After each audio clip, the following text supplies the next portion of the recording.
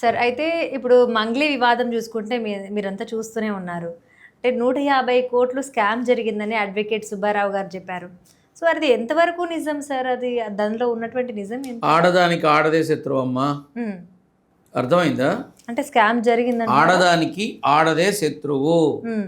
మంగ్లీ యొక్క పేరు ప్రతిష్టల్ని, మంగ్లీ యొక్క సక్సెస్ని, ఆమె సాధించిన విజయాలని, మంగ్లీ యొక్క ఆత్మాభిమానాన్ని, మంగ్లీ యొక్క వ్యక్తిత్వాన్ని సమిష్టిగా అన్నీ కలిపి పూర్తిగా భూస్థాపితం చేసి, ఆమెకి భవిష్యత్తు లేకుండా చేసి, ఆమెని ఎలాగైనా సరే వివాదాల్లోకి తీసుకొచ్చి మ్యాక్సిమం ఆమె కెరియర్ని నాశనం చేసేయడమే ఒక ప్రథమ లక్ష్యంగా పెట్టుకున్న ఒక అమ్మాయి అనాలా, ఆడది అనాలా,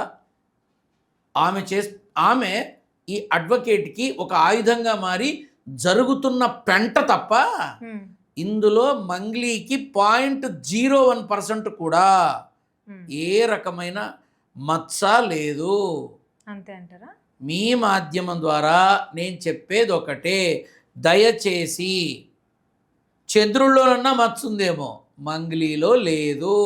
అయితే అదే విషయం సార్, ఇప్పుడు మంగ్లీ ఏమంటున్నారంటే తన ఫేమ్ కోసమే, అంటే ఆయన ఒక ఫేమ్ సంపాదించడం కోసమే ఈ విధంగా ఆరోపణలు అక్కడ ఒక చేస్తున్నాడు. అమ్మాయి ఉందమ్మా, ఒక అమ్మాయి ఉంది. నేను పేరు మాట్లాడను ఎందుకంటే తప్పు. అక్కడికి అమ్మాయి ఎవరు? నేను తప్పు చెయ్యను. నేను ఒక ఆడపిల్ల గురించి ఎప్పుడు తప్పుగా మాట్లాడను. ఒకవేళ ఏదన్నా ఉంటే వాళ్ళతో చెప్తాను తప్ప వివాదాల్లోకి వచ్చేలాగా నేను మాట్లాడను. ఇక్కడ మంగ్లీని పూర్తిగా భూస్థాపితం చేయడం కోసం ఆ ప్రభాకర్ అనేవాడిని ముందు పెట్టి ఆడుతున్న వాళ్ళకి నేను ఒక్కటే చెప్తున్నా, రేపటి రోజు ఏ తప్పు చెయ్యలేదు మంగ్లీ అని బయటికి వచ్చినప్పుడు మీరు మిమ్మల్ని చంపుకుంటారా, వెళ్ళి హుస్సేన్ సాగర్లో దూకుతారా? కానీ ఖచ్చితంగా మంగ్లీ మచ్చలేని మనిషి, ఇది మాత్రం వాస్తవం. ఏదున్నా స్ట్రైట్ ఫార్వర్డ్గా ఉంటుంది, ఉన్నది ఉన్నట్టు మాట్లాడుతుంది.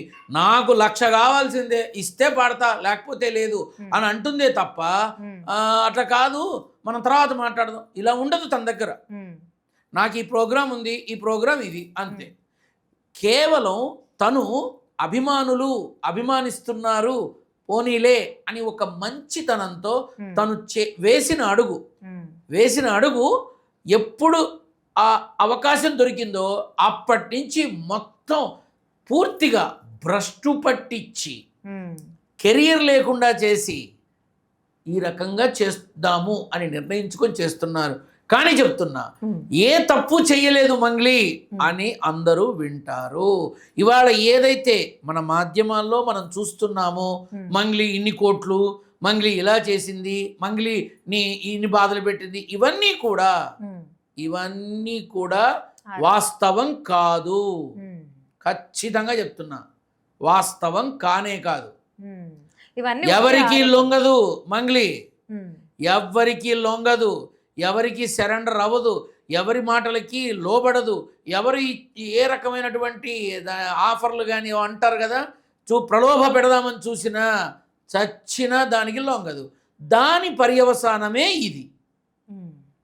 నీకు అర్థమైందమ్మా? దాని పర్యవసానమే ఇది. మీరందరూ చూస్తారు. ఇవాళ మాట్లాడుతున్న ఆ అడ్వకేట్ కానీ, ఆ అడ్వకేట్గా వెనక ఉన్న మనిషి కానీ, వాళ్ళ గురించి త్వరలోనే మన మాధ్యమాల్లో అందరూ చూస్తారు. అంటే స్ట్రైట్ ఫార్వర్డ్గా మాట్లాడేటువంటి మనుషులకు శత్రువులు ఎక్కువ అంటారు. తల వంచని కారణం ఒకటి, ఎదుగుతున్న విధానం ఒకటి, అవతల వాళ్ళకి నిద్ర లేకుండా చేస్తోంది. మనము ఒక పాటతో మనం చక్కగా ఫేమ్ అయ్యాము, అక్కడి నుంచి కంటిన్యూ అయ్యాము. ఈమె ఏ పాట పాడినా ఫేమ్ అవుతోంది కాబట్టి ఏదో ఒకటి చెయ్యాలి అని ఖచ్చితంగా ఆమెని భ్రష్టు పట్టించాలని చూస్తున్నారు. చూసావా నాన్న? ఎంత వేగంగా బంతి గోడకి కొడితే అంతే వేగంగా తిరిగి వస్తుంది. మంగ్లీ అలానే వస్తుంది.